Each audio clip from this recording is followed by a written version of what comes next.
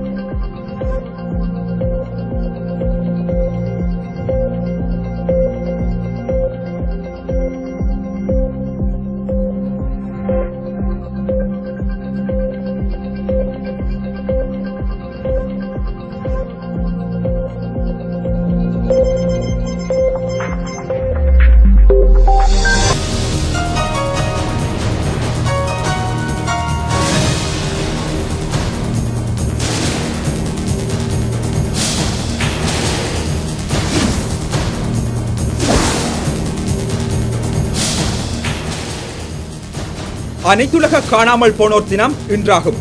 கொழும்பில் மெழுகுவர்த்தி போராட்டம். இலங்கையில் மனித உரிமை மீறல்கள் தொடர்பான ஐநாவின் அக்கறை தொடரும். நவநீதம் பிள்ளை உறுதி. உள்ளூர் விசாரணையில் நம்பிக்கை இல்லை, சர்வதேச விசாரணை வேண்டும், தமிழ் தேசிய கூட்டமைப்பு கோரிக்கை.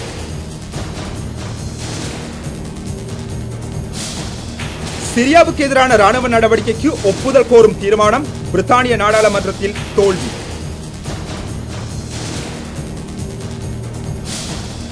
பிரித்தானியாவின் துணை இல்லாமல் சிரியா மீது தாக்குதல் நடாத்த தயார், பிரான்ஸ் அரசு தலைவர் அறிவிப்பு.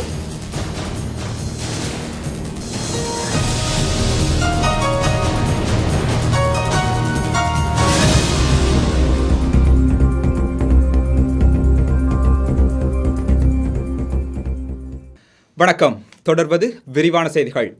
இன்று அனைத்துலக காணாமற் போனோர் தினமாகும். உலகளவில் ஆதிக்க சக்திகளிடம் உறவுகளை பறிகொடுத்தோர்களுக்காய் வயக ரீதியில் விழிப்புணர்வை ஏற்படுத்தும் நாள் இன்றாகும். சர்வாதிகார போக்கும் அடக்குமுறைகளும் மனித உரிமை மீறல்களும் அதிகரித்துள்ள நாடுகளில் ஆதிக்க சக்திகளிடம் உறவுகளை பறிகொடுத்துவிட்டு அவர்களை தேடி அலையும் மக்களின் தொகை அதிகரித்து வருகிறது. முக்கியமாக ஆசிய நாடுகளான இலங்கை, இந்தியா, தாய்லாந்து, மியன்மார், மத்திய கிழக்கு நாடுகள், ஆப்பிரிக்க நாடுகளில் சட்டவிரோத கைதுகள், கடத்தல்கள், காணாமற் போதல் மிகப்பெரிய நெருக்கடியாக உருவெடுத்துள்ளது. 2010 ஐக்கிய நாடுகள் பொதுச்சபையில் இப்பிரச்சினை ஆராயப்பட்டதுடன் ஆட்சியில் உள்ளவர்களாலும் ஆயுத குழுக்களாலும் பொதுமக்கள் காணாமற் போகச் செய்யப்படுவதை தடுக்கும் முகமாக நடவடிக்கைகள் எடுக்கப்பட வேண்டும் என உறுப்பு நாடுகளுக்கு வலியுறுத்தப்பட்ட போதிலும் காணாமற் போனவர்களின் அவலங்கள் தொடர் கதையாகவே உள்ளன. உலக அளவில் விழிப்புணர்வை ஏற்படுத்துவதற்காக ஆகஸ்ட் 30 காணாமற் போனோர் தினமாக பிரகடனப்படுத்தப்பட்டுள்ளது. இலங்கையில் போர் ஆரம்பித்த 1980 ஆண்டுகளிலிருந்து இன்று வரை அரச படைகளாலும் ஆயுத குழுக்களாலும் கடத்தப்பட்டு காணாமற் போகச் செய்யப்பட்டவர்களின் எண்ணிக்கை 20,000க்கு மேல் என மனித உரிமை அமைப்புகளின் புள்ளி விவரங்கள் கூறுகின்றன. 1990களில் கிழக்கில் ஆரம்பித்த கடத்தல், காணாமற் போனவர்களின் அவலம் 2009 முள்ளிவாய்க்காலில் உச்சகட்டத்தை அடைந்தது. தம் உறவுகளை பறிகொடுத்துவிட்டு அவர்கள் எங்காவது உயிருடன் இருக்க மாட்டார்களா என தேடி அலையும் மக்களின் அவலம் உயிர்களை பறிகொடுப்பதை விட கொடுமையானதாகும். அந்த ஏக்கங்களால் நொந்து போன சமூகமாகவே ஈழத்தமிழ்ச் சமூகம் இன்று உருவெடுத்திருக்கிறது.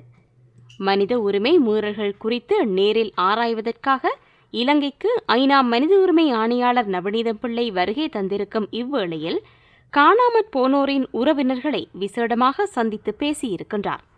எத்தனை நவநீதம் பிள்ளைகள் வந்தாலும் இலங்கையில் தம் உறவுகளை பறிகொடுத்த இம்மக்களின் உள்ளத்தை உருக்கும் உணர்வினை யாரும் எளிதில் உணர்ந்து கொள்ள முடியாது. அந்த உணர்வுகளும் வேதனைகளும் இழப்புக்களை சந்தித்தவர்களால் மட்டுமே உணர முடியும். சர்வதேச காணாமற் போனோர் தினமான இன்று வெள்ளிக்கிழமை இரவு காணாமற் போனோரின் உறவுகள் ஒன்றிணைந்து கொழும்பில் மெழுகுவர்த்தி ஏந்தி போராட்டம் ஒன்றை நடாத்துகின்றனர்.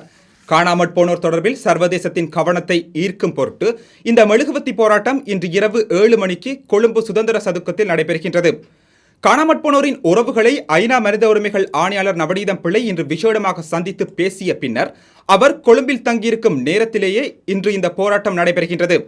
காணாமற் போனோர் தொடர்பில் ஐநாவினதும் சர்வதேசத்தினதும் கவனத்தை ஈர்ப்பதற்காகவே இந்த போராட்டம் நடத்தப்படுவதாக ஏற்பாட்டாளர்கள் தெரிவித்துள்ளனர். சர்வதேச காணாமற் போனோர் தினம் இன்று உலகளாவிய ரீதியில் அனுஷ்டிக்கப்படுகின்றது. இதனை முன்னிட்டு காணாமற் போனோரை தேடி கண்டறியும் குழு, பிரஜைகள் குழு, காணாமற் போன உறவுகளின் குடும்பங்களின் சங்கங்கள் ஆகிய மூன்றும் ஒன்றிணைந்து கொழும்பில் இந்த போராட்டத்தை நடாத்துகின்றன.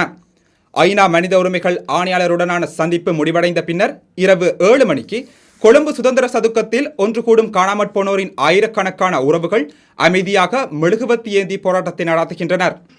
ஸ்ரீலங்காவில் காணாமற் போன ஆயிரக்கணக்கானோர் தொடர்பில் அந்நாட்டு அரசாங்கம் விசாரணைகளை நடாத்த வேண்டும் என சர்வதேச மன்னிப்பு சபை கோரிக்கை விடுத்துள்ளது. காணாமற் போனோர் தினம் இன்று அனுஷ்டிக்கப்படுவதனை முன்னிட்டு சர்வதேச மன்னிப்பு சபை வெளியிட்டுள்ள அறிக்கையொன்றில் இந்த விடயம் வலியுறுத்தப்பட்டுள்ளது. கடந்த 1980ஆம் ஆண்டிலிருந்து ஸ்ரீலங்காவில் இதுவரை 12,000 பேர் வரை காணாமற் போயுள்ளதாகவும் இது ஈராக்கிற்கு அடுத்தபடியாக உள்ள காணாமற் போனோர் தொகையாக கருதப்படுவதாகவும் சர்வதேச மன்னிப்பு சபை தெரிவித்துள்ளது. ஸ்ரீலங்காவில் உத்தியோகபூர்வமற்ற நிலையில் காணாமற் போனோரின் எண்ணிக்கை 30,000ஆக இருக்கும் என்று தகவல்கள் வெளியாகியுள்ளதாகவும் காணாமற் போனோர் தொடர்பில் உண்மையான விசாரணைகள் இதுவரை நடாத்தப்படவில்லை என்றும் கூறப்படுகின்றது. இது தொடர்பில் பொய்யான வாக்குறுதிகளே வழங்கப்பட்டுள்ளதாக சர்வதேச மன்னிப்பு சபையின் ஸ்ரீலங்காவிற்கான நிபுணர் யொலண்டா போஸ்டர் குற்றம் சாட்டியுள்ளார். போர்க்குற்றங்கள் மற்றும் மனித உரிமை மீறல்களை விசாரிப்பதற்கு சர்வதேச விசாரணை குழு நியமிக்கப்பட வேண்டும் என தமிழ் தேசிய கூட்டமைப்பு பிரதிநிதிகள் ஐக்கிய நாடுகள் மனித உரிமை ஆணையாளர் நவநீதம் பிள்ளையிடம் வேண்டுகோள் விடுத்துள்ளனர். தமிழ் தேசிய கூட்டமைப்பு பிரதிநிதிகளுக்கும் நவநீதம் பிள்ளை தலைமையிலான ஐநா மனித உரிமை அலுவலக பிரதிநிதிகளுக்கும் இடையிலான சந்திப்பு கொழும்பு சினமன் லேக் சைட் ஹோட்டலில் இன்று காலை சுமார் 1 மணி நேரம் இடம்பெற்றது. இந்த சந்திப்பில் தமிழ் தேசிய கூட்டமைப்பின் நாடாளுமன்ற குழு தலைவர் ரா சம்பந்தன் தலைமையில் அக்கட்சியின் நாடாளுமன்ற உறுப்பினர்களான மாவி சேனாதிராஜா, சுரேஷ் பிரேமச்சந்திரன், செல்வம் அடைக்கலநாதன், MA சுமந்திரன் மற்றும் வடமாகாண சபை தேர்தலின் தமிழ் தேசிய கூட்டமைப்பின் முதலமைச்சர் வேட்பாளரும் ஓய்வு பெற்ற நீதியரசருமான CV விக்னேஸ்வரன் ஆகியோர் கலந்து கொண்டனர். இந்த சந்திப்பின் போது தமிழ் மக்கள் எதிர்நோக்கி வரும் பல்வேறு பிரச்சனைகள் தொடர்பில் நவநீதம் பிள்ளையிடம் எடுத்துரைக்கப்பட்டதாக தமிழ் தேசிய கூட்டமைப்பின் பாராளுமன்ற குழு தலைவர் ஆர் சம்பந்தன் தெரிவித்தார். இறுதி யுத்தத்தின் போது இடம்பெற்ற போர்க்குற்றங்கள் தொடர்பில் இதுவரையில் நியாயமானதொரு விசாரணை நடாத்தப்படவில்லை. இதுபோல திருகோணமலை மாணவர்களின் படுகொலை, மூதூர் படுகொலைகள் உட்பட வடக்கு கிழக்கில் நடாத்தப்பட்ட படுகொலைகள் மற்றும் கடத்தல், காணாமல் போதல் தொடர்பில் இதுவரையில் நீதியானதும் நியாயமானதுமான விசாரணைகள் நடாத்தப்படவில்லை. உள்ளூர் விசாரணைகளில் எமக்கு நம்பிக்கை இல்லை. எனவே இவற்றை விசாரிக்க சர்வதேச விசாரணை குழுவை அமைக்க வேண்டும் என தாம் கோரியதாக அவர் தெரிவித்தார். 2009இல் மஹிந்த ராஜபக்ச மற்றும் ஐக்கிய நாடுகள் சபையின் செயலாளர் நாயகம் பான் கி மூன் ஆகியோர் இணைந்து வெளியிட்ட கூட்டறிக்கையில் மஹிந்த ராஜபக்சவினால் முன்வைக்கப்பட்ட 3 வாக்குறுதிகள் இதுவரையில் நிறைவேற்றப்படவில்லை என்பதனையும் தாம் நவநீதம் பிள்ளைக்கு சுட்டிக்காட்டியதாக சம்பந்தன் தெரிவித்தார். யுத்த குற்றச்சாட்டுகள் தொடர்பில் தனியானதொரு விசாரணை நடத்தப்படும், தமிழ் மக்களின் தேசிய பிரச்சினைக்கு அதிகார பகிர்வு மூலம் அரசியல் தீர்வு பெற்றுக் கொடுக்கப்படும் மற்றும் இடம்பெயர்ந்த மக்கள் அவர்களின் சொந்த இடங்களில் மீள்குடியேற்றப்படுவர் என்ற 3 வாக்குறுதிகளை ஜனாதிபதி வழங்கியிருந்தார். இருப்பினும் அவ்வாக்குறுதிகள் இதுவரையில் நிறைவேற்றப்படவில்லை என தாம் நவநீதம் பிள்ளையிடம் சுட்டிக்காட்டியதாக சம்பந்தன் இச்சந்திப்பின் பின்னர் ஊடகங்களுக்கு தெரிவித்தார்.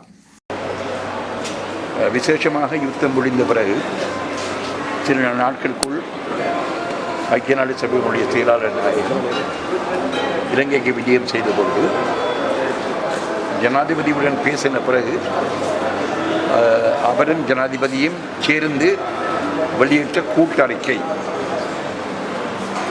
அந்த கர்மத்தில் 3 விடயங்கள் சம்பந்தமாக பேசப்பட்டிருந்தன. ஒன்று, சர்வதேச மனிதாபிமான சட்டங்களையும் சர்வதேச மனித உரிமை சட்டங்களையும் மீறியமை சம்பந்தமாக பொறுப்பு கூறும் விடயம். இரண்டாவது, குடிபெயர்ந்த மக்களுக்கு புனர்வாழ்வு, மீள்குடியேற்றம் போன்ற விடயங்கள். மூன்றாவது, ஒரு அரசியல் தீர்வு சம்பந்தமான விடயங்கள். ஒவ்வொரு விடயத்திலும் முன்னேற்றம் நடைபெற்றிருக்கின்றதா அல்லது நடைபெறவில்லையா அந்த விடயத்தை ஆராய்ந்து அந்த விடயம் சம்பந்தமாக எங்களுடைய கருத்துக்கள் அவருக்கு மிகவும் தெளிவாக கூறுவோம்.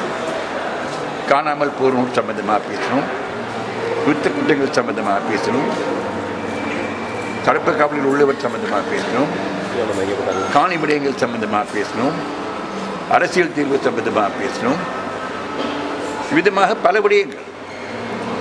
ஐக்கிய நாடு சபையினுடைய பங்களிப்பு, ஐக்கிய நாடு சபையினுடைய மனித உரிமை பேரவையால் 2012 2013 நிறைவேற்றப்பட்ட தீர்மானங்கள், அவற்றை அமல்படுத்துவதற்கு இலங்கை அரசாங்கத்தால் எடுக்கப்பட்ட செயற்பாடுகள், இலங்கை அரசாங்கத்தால் சர்வதேச சமூகத்துக்கு கொடுத்த வாக்குறுதிகள், அவை நிறைவேற்றுவதற்கு இலங்கை அரசாங்கத்தால் எடுக்கப்பட்ட செயற்பாடுகள், இவ்விதமாக பல விஷயங்களை பற்றி பரவலாக தேவையாக பேச வேண்டிய விஷயங்கள் எல்லாவற்றை பற்றி நாங்கள் பேசினோம்.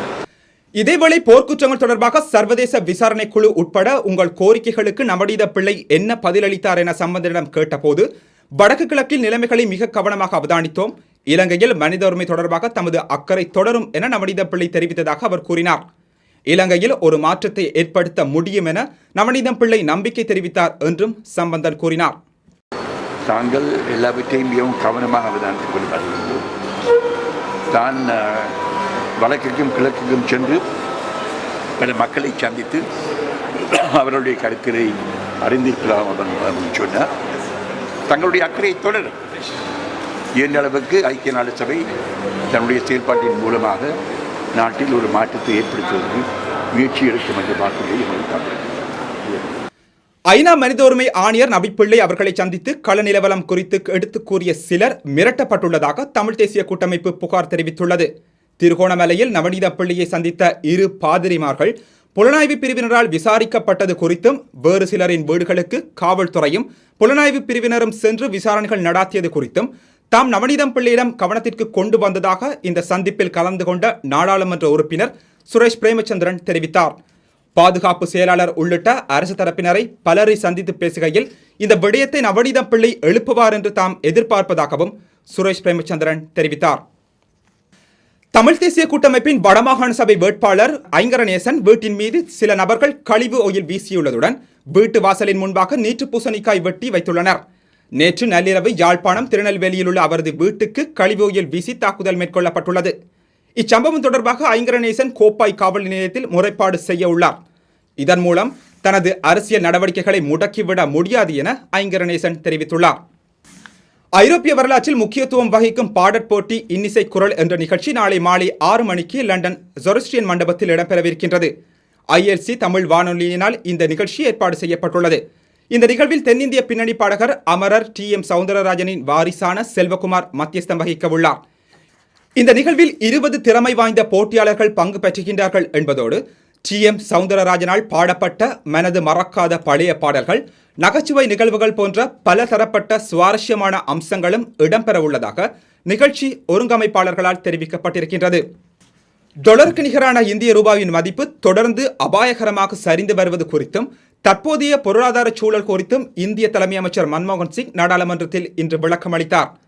எதிர்பாராத வெளிநாட்டு சூழல்களும் சிரியா மீது அமெரிக்கா போர் தொடுக்கும் சூழல் உருவாக்கியுள்ளதும் ரூபாய் மதிப்பு சரிவடைய முக்கிய காரணம் என அவர் தெரிவித்தார்.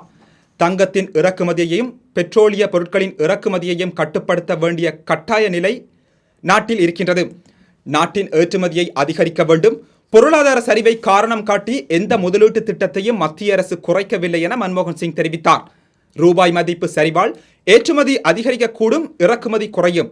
ரூபாய் மதிப்பு சரிவால் பணத்தை வெளியே கொண்டு செல்லும் முறைக்கு தடை விதிக்கப்படாது. கொள்கை முடிவுகளில் எந்த மாற்றத்தையும் கொண்டு வரும் திட்டமில்லை.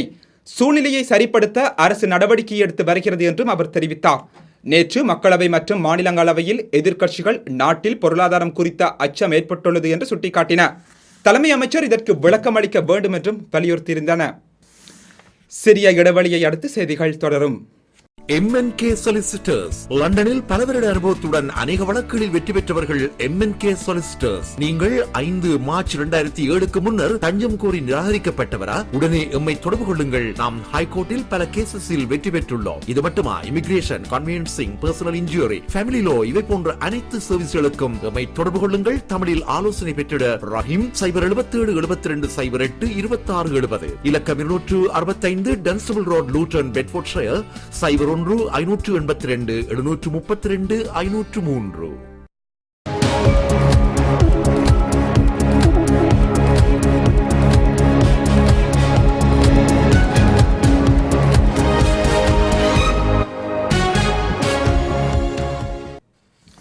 தொடர்வது உலகச் செய்திகள். சுவிட்சர்லாந்தின் மிக நீளமான சுரங்கப்பாதையாக கருதப்படும் கோத்தார்ட் தொடருந்து சுரங்கப்பாதையில் முதலாவது தொடருந்தின் வெள்ளோட்டம் இன்று இடம்பெற்றது. ஊரி மாநிலத்திலிருந்து தெச்சினோ மாநிலம் வரையான 57 கிலோமீட்டர் நீளம் கொண்ட இந்த சுரங்கப்பாதை உலகில் நீளமான சுரங்கப்பாதை என்று கருதப்படுகிறது. முதலாவது தொடருந்தில் சுரங்கப்பாதை பொறியியலாளர்கள், தொடருந்து திணைக்கள அதிகாரிகள், ஊடகவியலாளர்கள் ஆகியோர் பயணம் செய்தனர். 2010 ஆண்டு அக்டோபர் 15 ஆரம்பமான சுரங்கப்பாதை நிர்மாணிப்பு பணிகள் 1000 நாட்களில் நிறைவு பெற்றிருப்பதாக தொடருந்து பாதை நிர்மாண பணியாளர்கள் தெரிவித்துள்ளனர். இதன் மூலம் ஜூரிச் நகரில் இருந்து இத்தாலி மிலான் நகருக்கான அதிவேக தொடருந்தின் நேரம் மேலும் குறையும் என்று எதிர்பார்க்கப்படுகிறது. சிரியாவுக்கு எதிரான ராணுவ நடவடிக்கைக்கு ஒப்புதல் கோரும் பிரித்தானியா அரசின் தீர்மானம் பிரித்தானிய நாடாளுமன்றத்தில் நேற்றிரவு நடந்த வாக்கெடுப்பில் 13 வாக்கு வித்தியாசத்தில் தோற்கடிக்கப்பட்டது. ராணுவ நடவடிக்கைக்கு ஆதரவாக 272 வாக்குகளும் எதிராக 285 வாக்குகளும் அளிக்கப்பட்டன. நாடாளுமன்றத்தின் இந்த முடிவை தாம் மதிப்பதாகவும் ஏற்பதாகவும் தெரிவித்திருக்கும் பிரித்தானிய தலைமை அமைச்சர் டேவிட் கேமரூன், இதன் மூலம் சிரியாவுக்கு எதிரான ராணுவ நடவடிக்கையை பிரித்தானிய நாடாளுமன்றமும் பிரித்தானிய குடிமக்களும் விரும்பவில்லை எனவும் தெளிவாக தெரிய வந்திருப்பதாக அவர் கூறியிருக்கின்றார். சிரியாவில் கடந்த வாரம் நடந்த ரசாயன தாக்குதலுக்கு பதிலடியாக சிரியா மீதான ராணுவ நடவடிக்கையை தனியாகவே கூட எடுக்க அமெரிக்கா தயாராக இருப்பதாக அமெரிக்காவின் ராஜாங்க அமைச்சர் ஜோன் கெரி கூறியிருக்கின்றார். அமெரிக்க நாடாளுமன்றத்தின் மூத்த உறுப்பினர்கள் மத்தியில் பேசும்போது இவர் இந்த கருத்தை தெரிவித்திருக்கின்றார். சிரியா மீதான ராணுவ நடவடிக்கைக்கு ஒப்புதல் கோரும் பிரித்தானிய அரசின் தீர்மானம் அந்நாட்டு நாடாளுமன்றத்தில் நேற்றிரவு தோற்றுப்போன பின்னணியில் சிரியாவுக்கு எதிரான ராணுவ நடவடிக்கையின் அவசியத்தை வலியுறுத்தி பேசும்போது ஜோன் கெரி இந்த கருத்துக்களை தெரிவித்திருக்கின்றார். இது தொடர்பாக அமெரிக்கா இறுதியில் என்ன முடிவை எடுத்தாலும் அதை நிறைவேற்றுவதில் சர்வதேச ஒத்துழைப்பு இருக்க வேண்டும் என்பதே ஒபாமாவின் கொள்கையாக இருப்பதாக ராணுவ செயலாளர் சக் ஹெகல் தெரிவித்திருக்கின்றார். பிரித்தானியாவின் துணை இல்லாமல் போனாலும் சிரியா மீது தாக்குதல் நடத்த தயாராக இருப்பதாக பிரான்ஸ் அரசு தலைவர் ஹொலாண்டே இன்று தெரிவித்தார். சிரிய மக்களின் மீது கடந்த 21 நடத்தப்பட்ட ரசாயன குண்டு தாக்குதல் ஏற்றுக்கொள்ள முடியாத, மீண்டும் சரிப்படுத்த முடியாத தீங்கான நடவடிக்கையாகும் என்றும் அவர் தெரிவித்துள்ளார். சிரிய மக்களுக்கு இந்த மிகப்பெரிய கொடுமையை இழைத்தவர்கள் தண்டனையில் இருந்து தப்பிவிடக்கூடாது. பஷார் அல் அசாத் அரசின் மீது நடவடிக்கை எடுக்கப்பட வேண்டும் என்பதில் நான் உறுதியாக இருக்கின்றேன் என்று பிரான்ஸ் அரசு தலைவர் தெரிவித்துள்ளார். பிரித்தானியா பங்கேற்காவிட்டாலும் இது தொடர்பாக நட்பு நாடுகளுடன் இணைந்து செயற்பட பிரான்ஸ் தயாராக உள்ளது. சிரியா மீது நடவடிக்கை எடுப்பது தொடர்பான அனைத்து சாத்தியக்கூறுகளும் தயாராக உள்ள போதிலும் எங்களது தலையீட்டை நியாயப்படுத்துவதற்கு தேவையான சூழ்நிலை உருவாகும் வரை பிரான்ஸ் காத்திருக்கும் என்றும் அவர் கூறினார். அடுத்து வருவது உலகின் முக்கிய நகரங்களுக்கான காலநிலை அறிக்கை.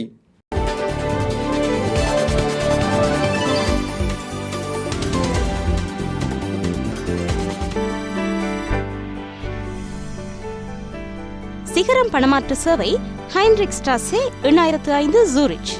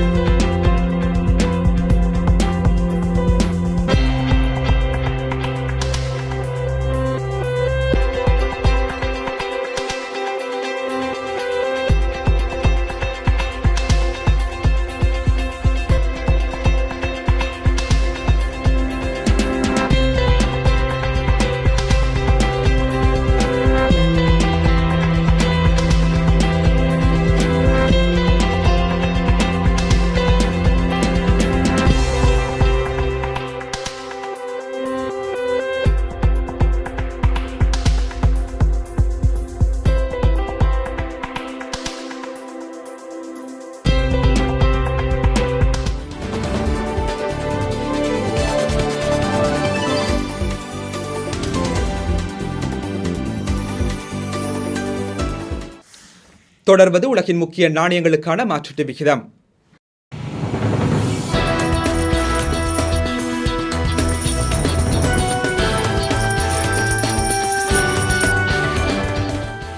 சுவிஸ் பிராங்குக்கு எதிரான மாற்றீட்டு விகிதங்களுக்கு ஆதரவு வழங்குவோர் ஜெயம் மல்டி எக்ஸ்பிரஸ் மட்டன் காசா 24,8500 சூரிச்.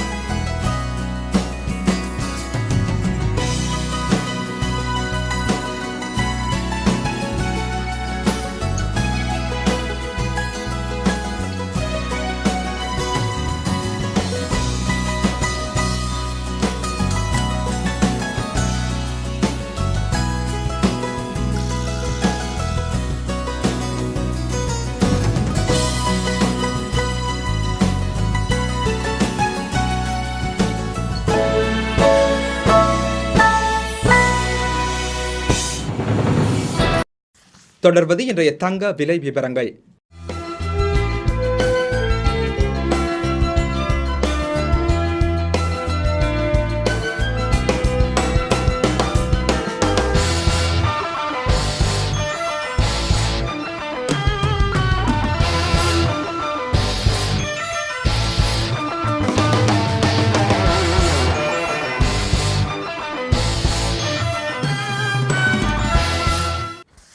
இனி மீண்டும் தலைப்புச் செய்திகள். அனைத்துலக காணாமல் போனோர் தினம் இன்றாகும். கொழும்பில் மெழுகுவர்த்தி போராட்டம். இலங்கையில் மனித உரிமை மீறல்கள் தொடர்பான ஐநாவின் அக்கறை தொடரும். நவநீதம் பிள்ளை உறுதி. உள்ளூர் விசாரணையில் நம்பிக்கை இல்லை, சர்வதேச விசாரணை வேண்டும். தமிழ் தேசிய கூட்டமைப்பு கோரிக்கை. சிரியாவுக்கு எதிரான ராணுவ நடவடிக்கைக்கு ஒப்புதல் கோரும் தீர்மானம் பிரித்தானிய நாடாளுமன்றத்தில் தோல்வி. பிரித்தானியாவின் துணை இல்லாமல் சிரியா மீது தாக்குதல் நடாத்த தயார், பிரான்ஸ் அரசு தலைவர் அறிவிப்பு. இத்துடன் இந்த செய்தி நேரம் நிறைவடைகின்றது. நன்றி, வணக்கம்.